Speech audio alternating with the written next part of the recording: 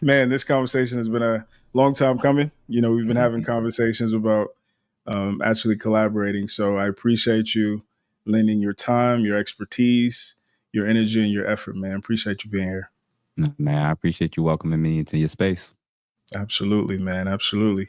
So let's see. I don't want to do the cliche thing of like introducing yourself, Mm, but like just give a quick intro and mm. talk about like why people have seen your face. Like what happened that launched you into virality.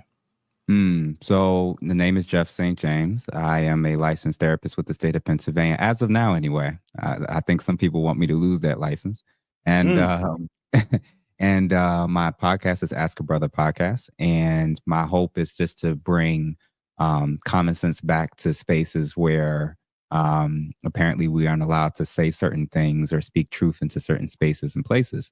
And, pop culture stuff I'm pretty interested in, like you are politics, dating, race, just different cultural things, and giving my lens and perspective on it. As far as what went viral, or at least the first time things went viral, was with two ladies on Sharing My Truth podcast located in Canada, where I was doing my rounds of doing interviews and sharing perspectives that maybe people hadn't really heard of.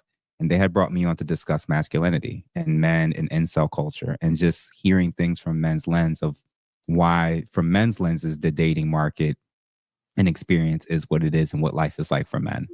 So I think apparently in one of my passionate moments, it got clipped up. And the key part where I was talking about all the things that most people in society, and especially women, don't really factor or care too much about in regards to men. I just articulated what many of those things and unique challenges are for men.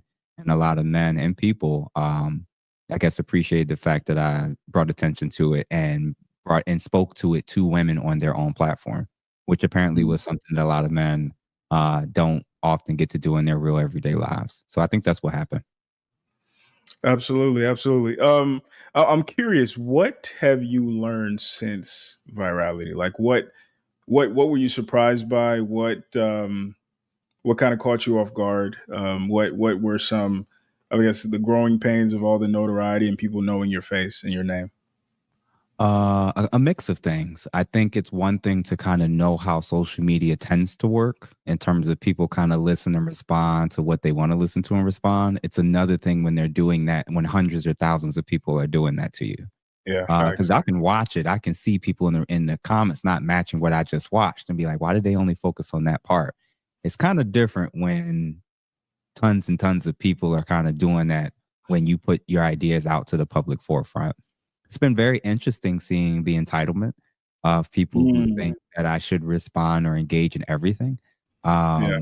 That's weird. And then also the sheer the speed of how quickly this stuff kind of caught on and built up the following as fast as it did. At the July 3rd, it was about 130 people subscribed to Mhm. my page, and now we're almost at 23,000, I think, or something like that Man, from congrats. last month to this month. Congrats. So it's definitely happening pretty fast. I'm not shocked by the size. I'm shocked by how quickly it got to that size.